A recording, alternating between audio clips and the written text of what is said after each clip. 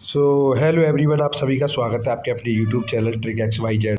तो जैसा कि आप सभी को पता ही है कि आपका जो स्कॉलरशिप का स्टेटस है वो 25 फरवरी को आपका अपडेट कर दिया गया था। लाखों स्टूडेंटों का जो स्टेटस है वो अपडेट हो चुका था। अब उसमें क्या क्या प्रॉब्लम आ रही है अपडेट होने के बाद में, आपके क्या क्या उसमें एरर्स हैं, उनके बारे में बात करेंगे। और आपका जो स्कॉलरशिप का फंड है वो कब तक आपके अकाउंट में आ जाएगा, इसके बारे में भी हम बात करेंगे। तो वीडियो को एंड तक देखेंगे, जो भी आपके स्कॉलरशिप स्टेटस में प्रॉब्लम है उसके सॉल्यूशन भी देंगे। तो जो स्टूडेंट एससी कैटेगरी के हैं, पहले मैं बताऊं उनका, तो उनका अकाउंट, उनका जो स्कॉलरशिप है वो आना क्या हो गया है, स्टार्ट हो चुका है। एससी कैटेगरी के स्टूडेंटों का जो स्कॉलरशिप है वो आना स्टार्ट हो चुका है। काफ़ी स्टूडेंटों का स्कॉलरशिप आ भी गया है। और जो जो एससी कैटेगरी के जो अदर देन इंटरमीडिएट के स्टूडेंट हैं, मतलब 12th के बाद के जो स्टूडेंट हैं, उनका जो डाट पैसा है वो आपका 2 किस्तों में आ रहा है। 2 किस्तों में आ रहा है। तो उसके बारे में मैं बताऊं तो जिनका पैसा एससी कैटेगरी में आ चुका है आधा अमाउंट, और आधा आना भी बाकी है, उसके बारे में भी बताएंगे। तो वीडियो को एंड तक देखें। तो पहले मैं एक आपको डाउट क्लियर करा दूं आप सभी का, कि जो आपका स्कॉलरशिप है वो आपके अकाउंट में 20 मार्च 2025 तक आपके अकाउंट में आ जाएगा। 20 मार्च 2025 का, जिनका स्कॉलरशिप डाटा वेरीफाइड है, जिसका स्कॉलरशिप डाटा वेरीफाइड है, केवल उनका बता रहा हूँ मैं। और जिनके में प्रॉब्लम है उनके में प्रॉब्लम का सॉल्यूशन क्या है उसके बारे में भी बताऊँगा। तो मैं आपके सामने एक स्टेटस दिखाता हूँ पहले वेरीफाइड का, उसमें आपको पूरा डिटेल में बता दूंगा। फिर इसके बाद में जो आपका नहीं है वेरीफाइड, किन कारणवश नहीं है, उसके बारे में भी बताऊंगा।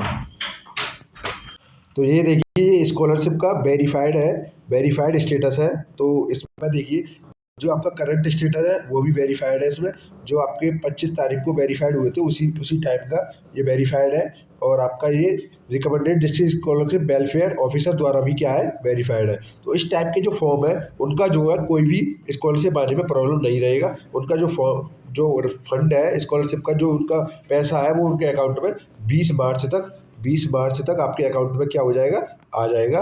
और क्या अभी एक नया अपडेट ये भी है कि जो स्कॉलरशिप का अमाउंट है वो PFMS पर शो होने लग गया है। आपको देखा भी होगा आपने, PFMS पर जाके आप अपना अपना अपना नंबर डाल के, रजिस्ट्रेशन नंबर से लॉगिन करके, और आप अपना स्टेटस चेक कर सकते हैं। जो आपका अमाउंट है वो उसमें अपडेट हो चुका है, कितना अमाउंट आपके उसमें PFMS अकाउंट में शो कर रहा है वो आपका 20 मार्च तक आपके अकाउंट में आ जाएगा। तो ये तो हो गई कोई भी प्रॉब्लम ना होने वाले स्टूडेंट के लिए। अब जिनके स्कॉलरशिप में प्रॉब्लम है उनका क्या सॉल्यूशन है, तो देखिए जिनका इनरोलमेंट नंबर या मार्क नोट मिसमैच कर रहे हैं, तो उनका मैं यही बताऊंगा कि आप एक बार समाज कल्याण जाएं और वहाँ पे अपना मार्कशीट जो है उसे दोबारा वहाँ पे फोटो कॉपी के फॉर्म में, फोटो स्टेट के फॉर्म में वहाँ पे लगाएं। ठीक है ना। और अपने कॉलेज से भी ये अपना कॉलेज से जानकारी लेके तभी वहाँ पे वेलफेयर वहाँ पे जाएं, समाज कल्याण विभाग जाएं। तो ये तो हो गया मार्केट डिस्पैच वालों का। अब जिनका रिजेक्टेड है डाटा, तो उनका बता दूं मैं। तो उनका रिजेक्टेड डाटा वालों का ये प्रोसेस है कि रिजेक्टेड डाटा वालों का स्कॉलरशिप का जो प्रोसेस है वो काफ़ी, मतलब कठिन है, काफ़ी कठिन है। क्योंकि उनका जो डाटा है वो किसी कारणवश छोटे छोटे एरर्स हैं उसमें, वो जो कि उन्हें सॉल्व करने में काफ़ी ज़्यादा टाइम लगेगा। तो उसके लिए मैं बताऊं, जैसे कि किसी का जो है एक बैंक का बताता हूँ मैं, बैंक वाला। जैसे कि किसी का बैंक में जो है NPCI जो है मैप्ड है, NPCI मैप्ड है। तो लेकिन कभी कभार ऐसा होता है NPCI ऑटोमेटिक बैंक अपडेट कर देती है और NPCI अकाउंट से हट जाता है। क्या हो जाता है, हट जाता है। तो आप क्या करेंगे, अपने बैंक अकाउंट में जाएंगे, वहाँ जाके NPCI को चेक कराएंगे कि NPCI आपके अकाउंट से मैप्ड है, आधार और अकाउंट मैप्ड है या नहीं है। ठीक है ना। दूसरा बात, जो पेंडिंग PFMS ये दिखा रहा है, जो कि रेस्पॉन्स पेंडिंग बाय PFMS, तो ये आपका स्टेटस जो है वेरीफाई हो जाएगा बैंक के द्वारा जल्दी। तो इसमें आप परेशान होने की ज़रूरत नहीं है। अब बात करेंगे हम OBC कैटेगरी के स्टूडेंटों की, क्योंकि OBC कैटेगरी के स्टूडेंट काफ़ी ज़्यादा है और काफ़ी मैसेज भी कर रहे हैं कि हमारी स्कॉलरशिप कब आएगी। तो उनके लिए मैं बताता हूँ। तो ये नोटिस है, यूपी स्कॉलरशिप का नोटिस आया है, नोटिस के जरिए मैं बताऊंगा आपको। तो जो आपकी OBC कैटेगरी में स्टूडेंट है, जो OBC कैटेगरी के स्टूडेंट है, उनका अगर मैं बताऊं OBC वालों का, तो जो उनका यूपी स्कॉलरशिप का फंड है, जो यूपी स्कॉलरशिप का अमाउंट है, तो वो पीएफएमएस प्रणाली के माध्यम से आधार सीडेड एनपीसीआई से मैप्ड बैंक खातों में धनराशि अंतरित किया जाना है। ठीक है ना। तो आधार सीडेड मतलब आपका आधार सीड होना चाहिए आपके बैंक अकाउंट में, और वो आपका कब तक आपके अकाउंट में धनराशि को अंतरित किया जाना है, वो आपका 20 मार्च, कब तक 20 मार्च 2025 तक आपके अकाउंट में वो है ट्रांसफ़र कर दी जाएगी। आप देख भी रहे होंगे यहाँ पे नोटिस पे लिखा हुआ है 20 मार्च 2025 तक। ठीक है, तो ये तो ओबीसी वालों का हो गया। अब बात करेंगे जनरल और एससी कैटेगरी वालों का भी। तो जनरल और एससी कैटेगरी वालों का बताऊँ मैं, तो ये देखिए ये है आपका सामान्य छात्रों के लिए, मतलब जनरल कैटेगरी के स्टूडेंटों के लिए। तो जनरल कैटेगरी के स्टूडेंटों की बता दूं मैं आपको स्कॉलरशिप कब तक आनी है, तो वो भी आपकी 20 मार्च तक ही आनी है। 20 मार्च तक इसकी डेट रखी गई है।